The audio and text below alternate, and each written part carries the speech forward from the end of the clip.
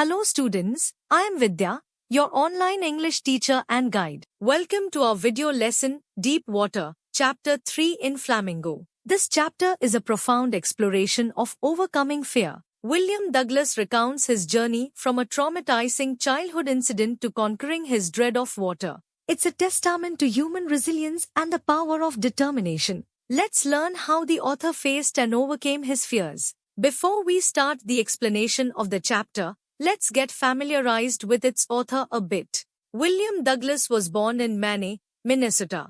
After graduating with a Bachelor's of Arts in English and Economics, he spent 2 years teaching high school in Yakima. However, he got tired of this and decided to pursue a legal career. He met Franklin D. Roosevelt and became an advisor and friend to the president. Douglas was a leading advocate of individual rights. He retired in 1975 with a term lasting 36 years and remains the longest-serving justice in the history of the court. The following excerpt is taken from Of Men and Mountains by William Oates Douglas. It reveals how, as a young boy, William Douglas nearly drowned in a swimming pool. In this essay, he talks about his fear of water and thereafter, how he finally overcame it. Notice how the autobiographical part of the selection is used to support his discussion of fear. Before I start explaining the text, here is a short overview of the chapter to help you grasp its theme. Deep Water, by William Douglas, is an autobiographical account of overcoming his intense fear of water.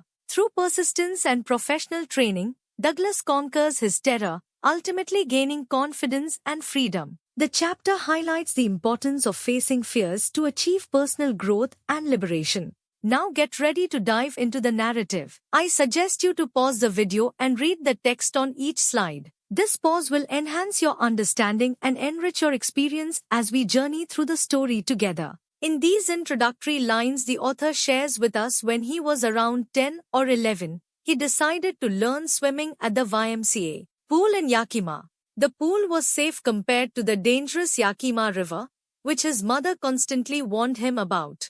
He felt confident and ready to start, equipped with water wings. Here we learn that despite his determination, Douglas was self-conscious about his skinny legs. His fear of water stemmed from a traumatic childhood incident when a wave had knocked him down at a beach in California. This event left him terrified of water, even though his father had laughed it off. It wasn't bit to overcome his fear he had decided to join YMCA pool.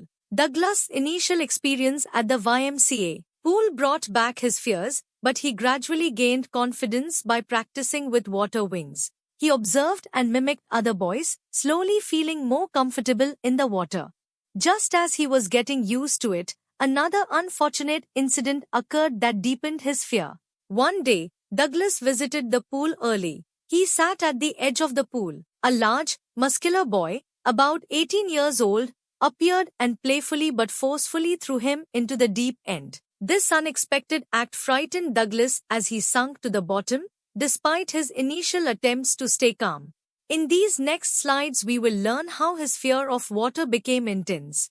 Let's continue the story. As Douglas descended, he devised a plan to push off the bottom and float to the surface. However, the depth felt much greater than expected, and his lungs were about to burst. His attempt to spring upwards was slow, and he saw only water, intensifying his panic. Douglas' panic grew as he struggled to stay afloat. He tried to scream but only managed to swallow water. His legs felt paralyzed, dragging him down. He fought desperately, feeling as though an unseen force was pulling him underwater, making his fear and struggle worse. Douglas, exhausted and in pain, tried to remember his strategy to spring from the bottom and reach the surface. His head throbbed, and he felt dizzy. Despite his efforts, he was overwhelmed by the force of the water and continued to sink, unable to reach safety. Douglas fought against the water as he sunk, feeling dizzy and desperate. He remembered his plan to push off the bottom and reach the surface. He imagined swimming to the edge and being safe, but his attempts seemed futile as he struggled in the deep water. Douglas continued to sink into dark, murky water, overcome by sheer terror. His fear was so intense that he felt paralyzed, unable to move or scream. His heart pounded, reminding him that he was still alive despite the overwhelming panic. In the midst of his terror, Douglas tried to remain rational. When he felt the pool's bottom, he jumped with all his strength, but it made no difference. He was still surrounded by water, more terrified than ever, unable to move or call for help. Douglas saw a glimmer of light as he surfaced slightly. However, he soon started sinking again, inhaling water instead of air. Exhausted and defeated, he felt a peaceful blackness envelop him. He welcomed the calm, drifting into unconsciousness, imagining the comfort of his mother's arms. In these lines we learn how Douglas was saved by the same boy who had jokingly thrown him into the water. As the boy brought him to the surface and pumped water out of him by pressing his chest, he regained consciousness beside the pool, vomiting and hearing the boy who threw him in, claiming it was a joke. Feeling weak and terrified, Douglas was carried to the locker room. The experience left him deeply shaken, unable to eat, and haunted by fear for days. Douglas never returned to the pool and avoided water. Years later, when he encountered rivers and lakes, the old terror resurfaced, paralyzing him and causing intense fear. This fear persisted, affecting his enjoyment of various water-related activities and ruining his fishing trips. Douglas' fear of water stayed with him throughout the years, ruining his fishing trips and depriving him of the joys of canoeing, boating, and swimming. Despite his love for these activities, the haunting fear of water overshadowed his experiences and continued to affect him deeply. In these lines we learn how Douglas resolved to overcome his fear of water. Douglas tried various ways to overcome his fear of water, finally deciding to get an instructor. He practiced swimming 5 days a week. The instructor used a belt and pulley system to help him swim, gradually reducing his panic. As Douglas practiced, his instructor helped him face his fear.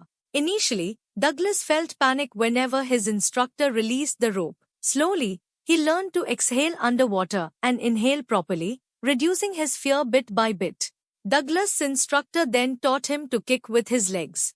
Over weeks, Douglas' legs began to respond. Gradually, the instructor combined all the elements, making Douglas a confident swimmer.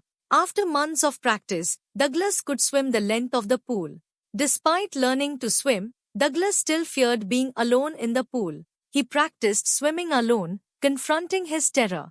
By July, he felt more confident but wanted to test himself further, so he swam 2 miles across Lake Wentworth. While swimming across Lake Wentworth, Douglas briefly experienced fear but overcame it by challenging his terror.